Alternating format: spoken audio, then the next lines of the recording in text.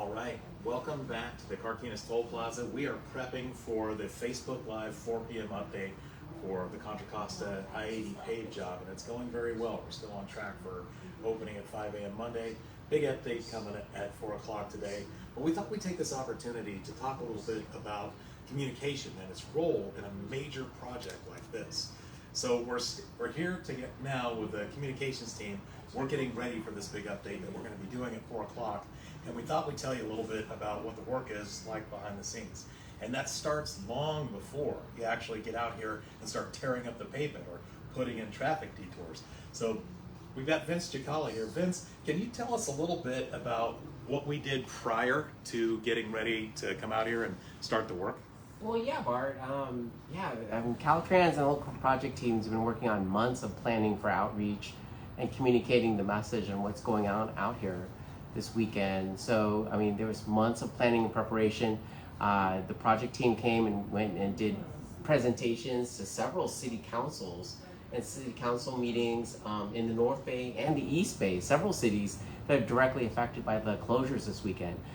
Cities like Hercules, Richmond, the city of San Pablo, Vallejo, and then also even Benicia. So a lot of those presentations.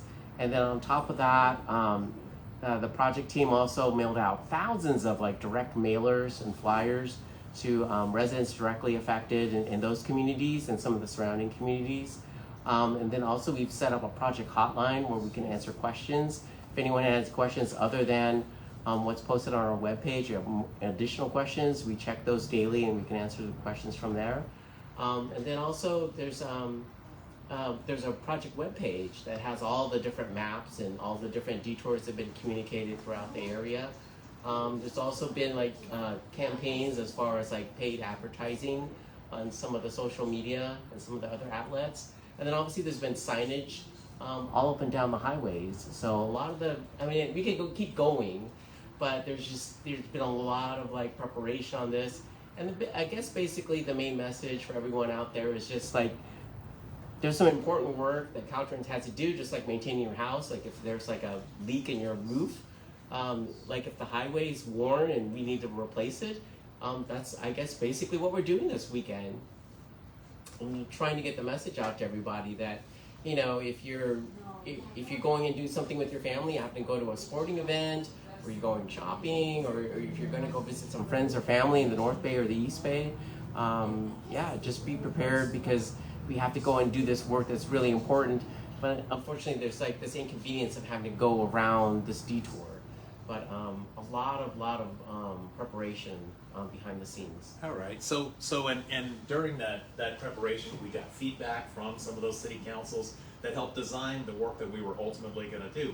That's the reason why we're to 4 weekends, because we got input from the cities and determined this was going to be the best way to handle doing this much work, shrinking it from 106 nights of impact down to only 4. But what you just talked about, Vince, was a lot of effort. So, Gia, I wanted to ask you, why does Caltrans do this much? And if you could bring it down into one word, what would be the word of why we do so much outreach? I would say transparency. Transparency is one of the most important things.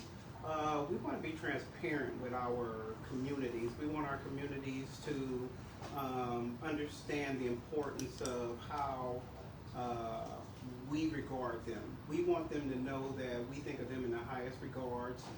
We want them to know that we want their safety first. And so by letting them know what is going on around them, making sure that they understand how to get around using quick maps and Google Maps to get around the Bay Area in a safe manner.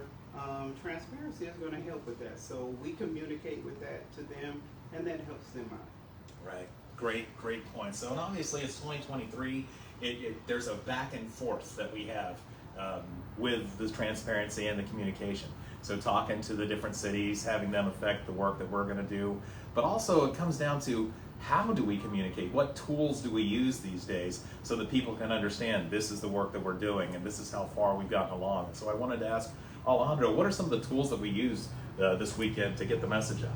Well, what's unique about this particular closure is we got to really take advantage of drones, and the footage that those provide. Using drones really gives us a unique perspective that we don't always get from the side of the highway, and so we've been able to really harness that and see what our progress is looking like, as well as just the overall scope of our project. Okay, perfect. So using different technologies, using different tools, sharing them with the media, and doing things like this Facebook Live. This really is a commercial for our real Facebook Live, but also kind of helping communicate the different disciplines involved in a job like this. So I wanted to ask you, Matt, a little bit about what do we do to bring in some of the other workers and jobs that are involved. Yeah, we as PIO, as public information, we're experts in writing, communicating, but construction, they're experts in the job. They can really tell you all the details. They are experts in everything there.